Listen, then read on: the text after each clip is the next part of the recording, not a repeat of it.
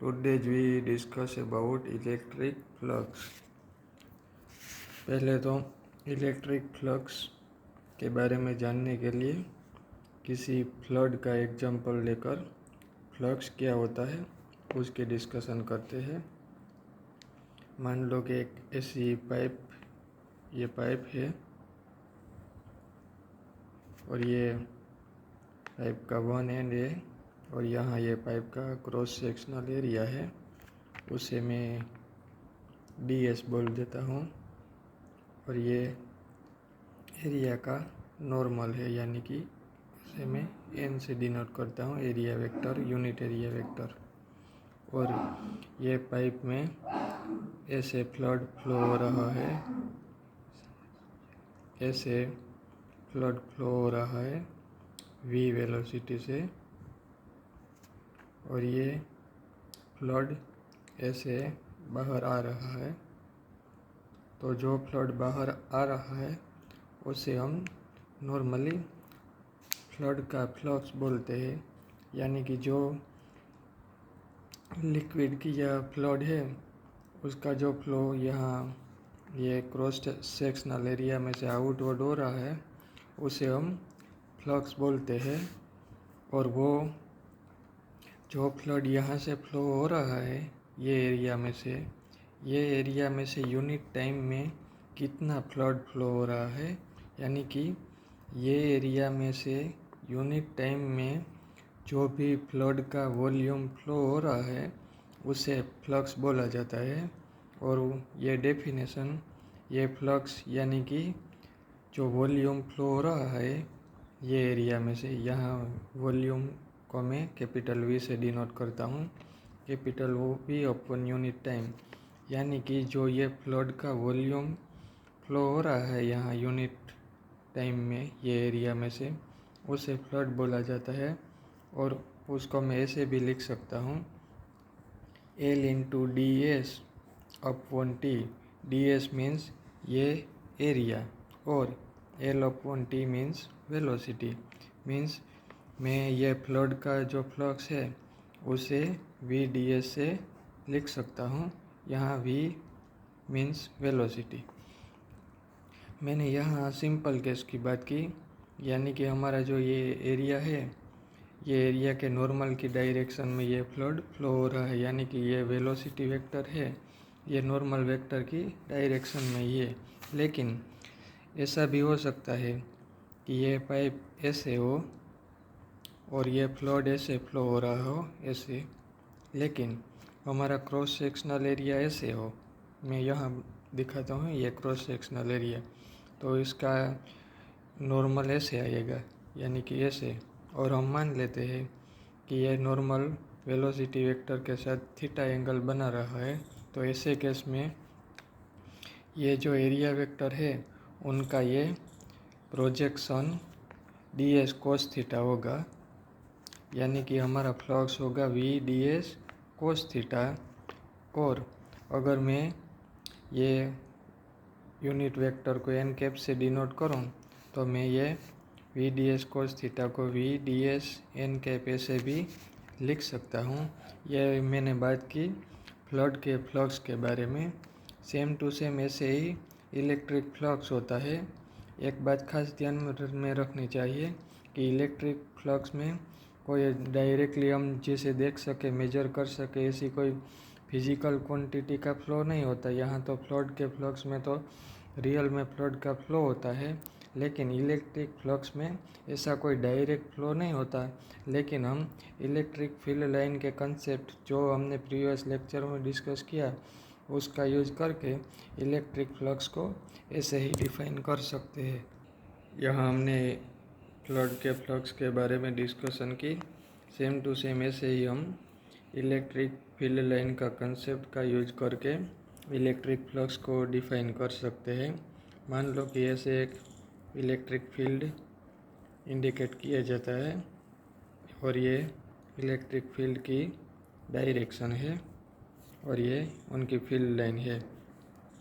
अगर ये field line में किसी भी पॉइंट पर हम जानना चाहते हैं इलेक्ट्रिक फील्ड की स्ट्रेंथ कितनी है, तो ये पॉइंट पर हम एक ऐसा एरिया ड्रॉ कर सकते हैं। ऐसे एक प्लानर एरिया ले लो और अगर ये प्लानर एरिया हमने ले लिया तो ये प्लानर एरिया में से यूनिट टाइम में कितनी फील्ड लाइन क्रॉस हो रही है उसको इलेक्ट्रिक फ्लक्स बोला जाता है। और ये इलेक्ट्रिक फ्लक्स जो है वो कितनी फील्ड लाइन पास हो रही है ये एरिया में से, अगर ये एरिया डेल्टा एस है तो उनमें से जो लाइन पास हो रही है उसे वो फील्ड लाइन ई डी एस होगी। और अगर ये एरिया ये नॉर्मल की डायरेक्शन में, मैंने सिंपल केस लिया, ये डायरेक्शन में फील्ड है और ये डायरेक्शन में ये नॉर्मल है, लेकिन अगर ये डायरेक्शन में ना होगा और ये ऐसे इलेक्ट्रिक फील्ड की डायरेक्शन हो और ये प्लानर एरिया ये डायरेक्शन में हो, यानी कि ये नॉर्मल ऐसे हो और ये इलेक्ट्रिक फील्ड के साथ अगर थीटा एंगल बना रहा हो तो ऐसे केस में हमें प्रोजेक्शन लेना पड़ेगा और ये प्रोजेक्शन एरिया का होगा डेल्टा एस कोस थीटा, यानी कि ऐसे केस में इलेक्ट्रिक फ्लक्स होगा ई डी एस कोस थीटा। ऐसे हम इलेक्ट्रिक फ्लक्स को डिफाइन कर सकते हैं। यहाँ जो हमने फ्लक्स डिफाइन किया उसमें ये जो हमने एरिया एलिमेंट लिया उनकी डायरेक्शन इम्पोर्टेंट है। हम ये फ्लड के फ्लक्स की अगेन डिस्कस करते हैं। हम देख सकते हैं कि अगर एक ऐसी पाइप हो और ये ऐसी पाइप में से ये फ्लड फ्लो हो रहा है और ये जो एरिया है ये मान लो कि ये एक रिंग है और ये रिंग अगर हम ऐसे ही रखेंगे, यानी कि रिंग का जो एरिया वेक्टर होगा यानी नॉर्मल, ये नॉर्मल की डायरेक्शन ये फ्लड के फ्लो के वेलोसिटी के डायरेक्शन में हो, यानी कि यहाँ जो फिगर में दिखाया है उसी अनुसार ये हो, तो ऐसे केस में मैक्सिमम फ्लड फ्लो होता है। लेकिन अगर हम ये रिंग को ऐसे रोटेट करते जाते हैं, ऐसे रोटेट, तो इसका मतलब साफ है कि ये रिंग में से जो वाटर पास हो रहा है वो डिक्रीज होता जाएगा और ये रिंग हम ऐसे कर देंगे, यहाँ मैं फिगर में ड्रॉ करता हूँ, ऐसे हम कर देंगे ये रिंग को तो उसमें से कोई फ्लड फ्लो नहीं होगा। सेम टू सेम ऐसा ही इलेक्ट्रिक फ्लक्स के बारे में है। एरिया प्लानर हो या कोई भी एरिया हो, लेकिन इनका नॉर्मल इलेक्ट्रिक फील्ड की डायरेक्शन में है तो मैक्सिमम फील्ड लाइन उसमें से पास होती है, यानी कि ऐसे केस में इलेक्ट्रिक फ्लक्स ई डी एस। लेकिन अगर ये प्लानर एरिया को ओरिएंट किया जाए और ये इलेक्ट्रिक फील्ड के साथ थीटा एंगल बनाए तो ऐसे केस में electric field E D S cos theta रहेगा और ये थीटा एंगल के अकॉर्डिंग डिक्रीज होता जाएगा और ये एंगल जब 90 डिग्री होगा तब इलेक्ट्रिक फ्लक्स की वैल्यू 0 हो जाएगी और जो एरिया होता है ये प्लानर एरिया उसके एग्जैक्ट परपेंडिकुलर को नॉर्मल बोला जाता है। और किसी भी ऐसी कर्व्ड सरफेस हो तो कर्व्ड सरफेस के स्मॉल पार्ट को हम प्लानर को एज्यूम कर सकते हैं और उसके नॉर्मल को हम एरिया के नॉर्मल ले सकते हैं। और उनके केस में दो नॉर्मल होते हैं, इनवर्ड और आउटवर्ड, लेकिन कर्व्ड सरफेस के केस में मोस्टली या आउटवर्ड को नॉर्मल ड्रॉ किया जाता है। अब हम इलेक्ट्रिक फ्लक्स को ऐसे डिफाइन कर सकते हैं। Electric flux means phi E is equal to E D S, E यानी इलेक्ट्रिक फील्ड और ये डेल्टा एस जिस क्रॉस सेक्शनल एरिया में से फील्ड पास हो रहा है, यानी कि फील्ड लाइन जो पास हो रही है उसे ही हम इलेक्ट्रिक फ्लक्स बोलते हैं और उसके इक्वल होगा ई डी एस कोस थीटा।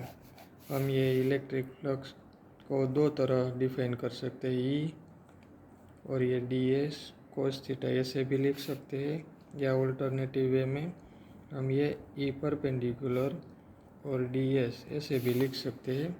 ये E D S cos theta का मतलब ये है कि E times projection of area vector, और ऐसे भी हम लिख सकते हैं, यानी कि जो एरिया का नॉर्मल है उसके एलोंग जो इलेक्ट्रिक फील्ड का कंपोनेंट है उसे इलेक्ट्रिक फ्लक्स बोला जाता है। यानी कि इलेक्ट्रिक फील्ड टाइम्स ये एरिया वेक्टर का प्रोजेक्शन जो इलेक्ट्रिक फील्ड की डायरेक्शन में हो, ऐसे भी फ्लक्स डिफाइन किया जा सकता है। या एरिया का जो नॉर्मल है, नॉर्मल वेक्टर, उसी नॉर्मल वेक्टर की डायरेक्शन में उसी नॉर्मल के एलोंग जो इलेक्ट्रिक फील्ड का कंपोनेंट है उसी कंपोनेंट को इलेक्ट्रिक फ्लक्स बोला जाता है। और ये डेफिनेशन पर से हम इलेक्ट्रिक फील्ड का यूनिट भी लिख सकते हैं, ई यानी कि force upon unit charge Newton coulomb inverse, और एरिया मीटर स्क्वायर, ये इलेक्ट्रिक फ्लक्स का यूनिट है, न्यूटन पर कूलम इंटू मीटर स्क्वायर। और ये डेफिनेशन पर से हम देख सकते हैं कि अगर हमारा एरिया वेक्टर यानी कि हमारा नॉर्मल और इलेक्ट्रिक फील्ड सेम डायरेक्शन में हो गए तो ऐसे केस में थीटा इज इक्वल टू 0 और maximum electric field line pass होगी और मैक्सिमम इलेक्ट्रिक फ्लक्स होगा।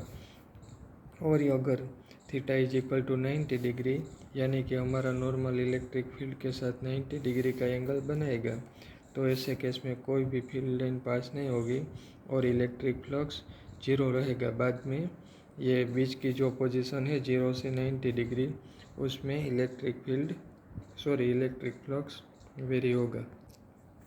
स्मॉल एरिया एलिमेंट में से जो इलेक्ट्रिक फ्लक्स पास हो रहा है उस इलेक्ट्रिक फ्लक्स को हम ऐसे डिफाइन कर सकते हैं, और जो टोटल एरिया में से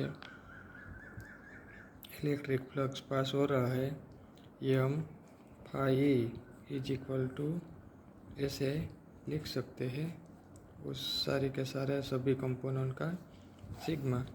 यहाँ मैंने अप्रोक्सीमेशन साइन का यूज इसलिए किया है कि हमने सभी ये एरिया एलिमेंट में इलेक्ट्रिक फील्ड को कांस्टेंट माना है, और अगर ये एरिया एलिमेंट हम मैथमेटिकली टेंस टू 0 यानी कि वेरी वेरी स्मॉल ले लें, तो ऐसे केस में हम इलेक्ट्रिक फ्लक्स यानी कि फाई वो साइन जो सिग्मा की है वो ये इंटीग्रेशन से रिप्लेस हो जाती है, यानी कि electric flux phi is equal to integration E D S.